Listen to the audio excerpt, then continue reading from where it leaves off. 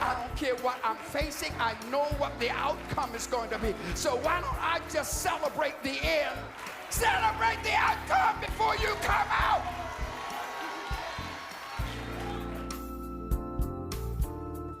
Welcome to Concepts for Living. This service is coming to you from the Chapel of the Anointing.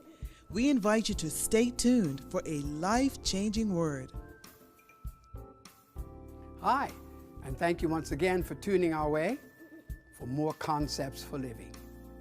I'll be speaking in this particular program from the theme, Things Are Turning Around. Stay tuned. You're going to get some insights from a prophetic word. Things are turning around.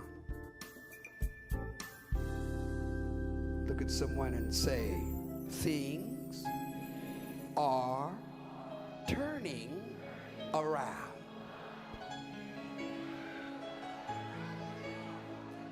Things are turning around.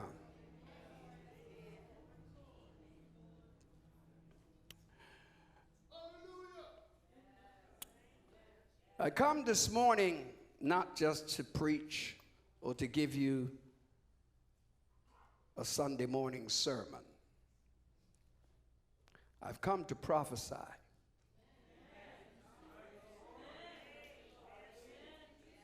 Sermons may make you feel good,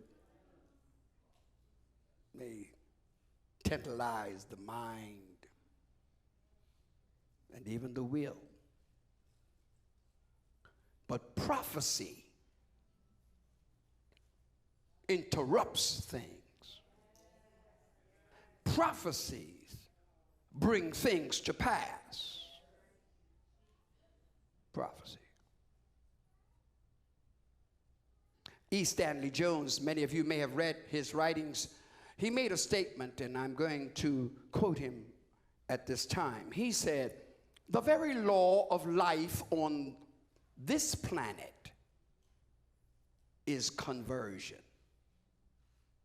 The very law of life on this planet is conversion. Things are changing all the time. Right now, things are changing. A blade of grass has taken on new growth since yesterday. You and I have to admit that we don't see all of the changes taking place. But whether you see it or not, things are changing on this planet. I agree with E. Stanley Jones that that's the law of life on this planet. I want to also say that the major eschatological assignment for preachers today is not just to tantalize people with nice sounding appropriate sermons. Now is the time for us to engage in the eschatological assignment, which is to prophesy things into being. Read Revelation 11. That's not my message today, but read it for yourself, and you'll hear that in Revelation 11, in the last day, that there will be two witnesses, and those two witnesses will be anointed to preach and to prophesy. And when they prophesy, the heavens will shut up. And other times, the heavens will open, which is to say that their prophecy will have effect that will render effects. Prophecy. You've never heard more about prophecy than you're hearing about it now. It's the day, it's the season, it's the time for prophecy. Notice, Joel said, in the last days, your sons and your daughters shall prophesy.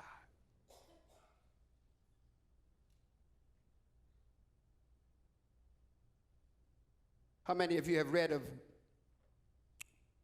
William Barclay, the great commentator? He put it this way.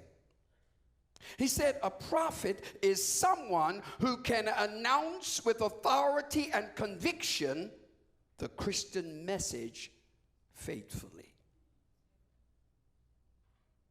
A prophet. St. Paul addressed the whole theme of prophecy and prophesying. When you read in chapter 12, verse 6, he says that if your gift is to prophesy, then he says, prophesy the proportion of faith. Read it. Romans 12:6. Which is, if you break it down and you get into it, you get to understand, like, for example, the New King James Version renders it like this. It says, prophesy in proportion to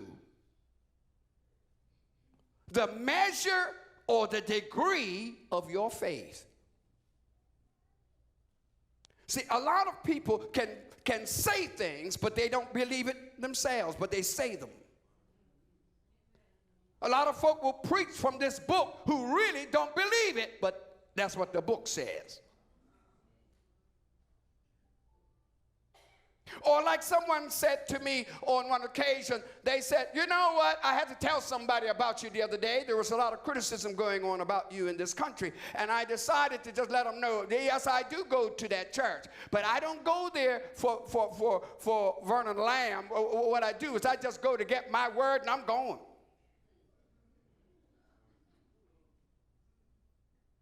Clearly disassociating himself with the one who brings the word. Well, you cannot be blessed by the word of prophecy if you have no faith in the prophet. And the prophet cannot release a prophecy if he doesn't believe the prophecy that he is releasing. You know, things are just so wonderfully turning around, even in the chapel of the anointing. And that's why I'm so happy to be able to share this message with you, that as other lives have been turned and changed for the better, I want you to know that yours can change. Your situation can change. Your conditions can change. Things are turning around. My 3 points in this message: the transposition, the transaction, and the transformation. Stay tuned, and you're going to be further blessed by this word. Transposition. Transposition. You may not use that word every day, but what it means is, transposition is so watch this. Then you go from transposition and you're going to come to transaction. Because when we get in a certain position, we start acting there. You want to hear it? Look at the next verse. In this next verse, what we have is this. It says, verse 17, is it not yet a very little while, and Lebanon shall be turned into a fruitful field, and the fruitful field shall be esteemed as a forest? Huh? Now, what you have to understand is that you can't make Lebanon, which is a forest, a fruitful field. A forest grows whether you tend it or not. The seeds drop, and they just, here come another tree, another tree, another tree. He's making a point here. These things, Lebanon forests, I've been to Lebanon, and I've seen the cedars of Lebanon. Forests, I mean, talk about just forests of cedars. Famous, Lebanon, famous for its cedars. With me. Just like we used to be about our cedar trees.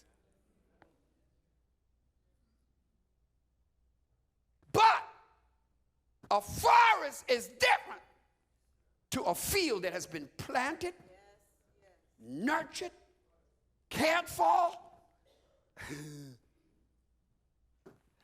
and producing what you designed it to produce.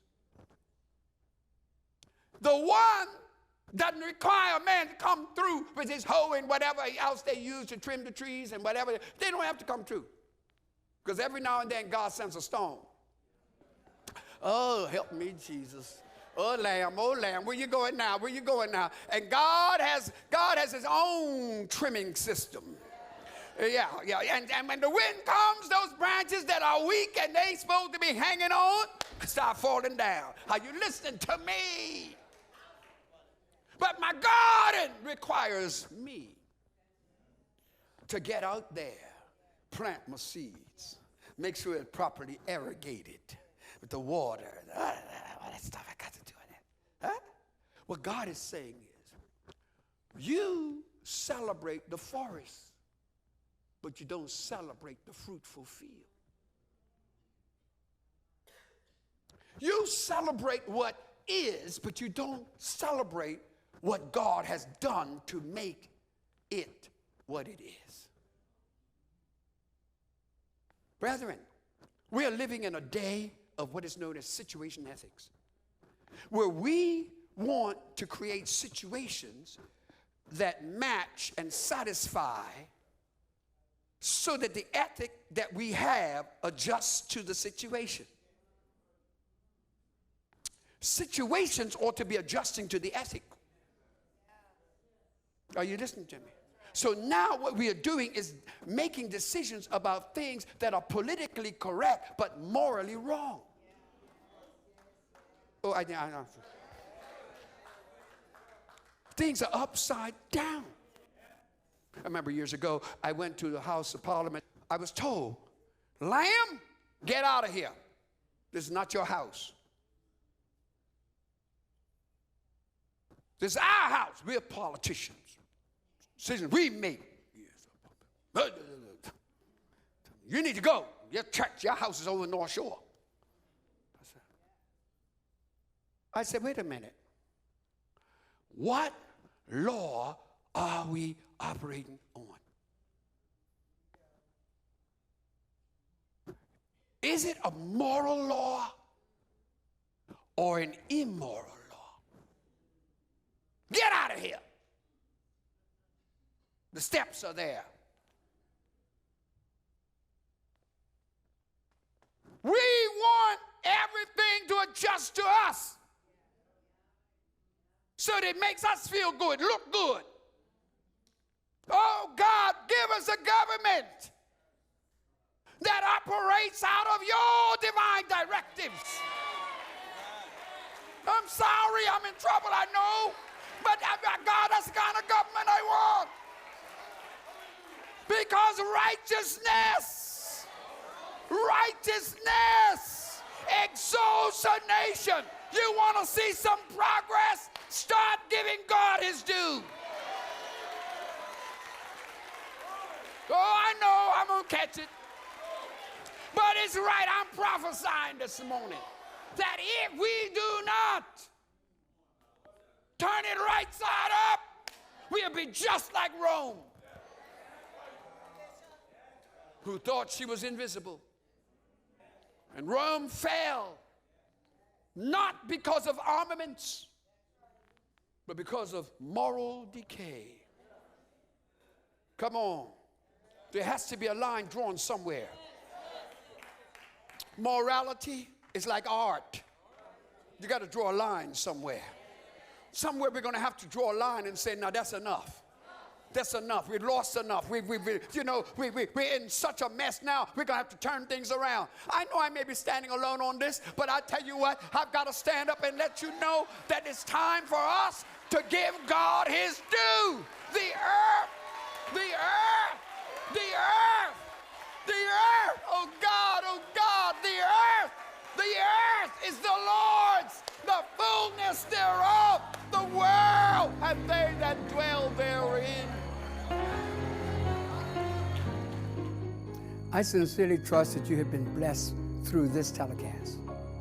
And that you'll write us, email us, by some form, communicate with us, and let us know what the message has meant to you. Till next time, when we shall come to you again with more concepts for living, may God bless you and yours. Thank you for viewing Concepts for Living. If you would like a CD, DVD, or download the entire message, go to our website, www.fcogchapel.org. We would like to hear from you. Please send an email for prayer or send a praise report on how God is blessing you through this program. We invite you to join us again for another Concepts for Living.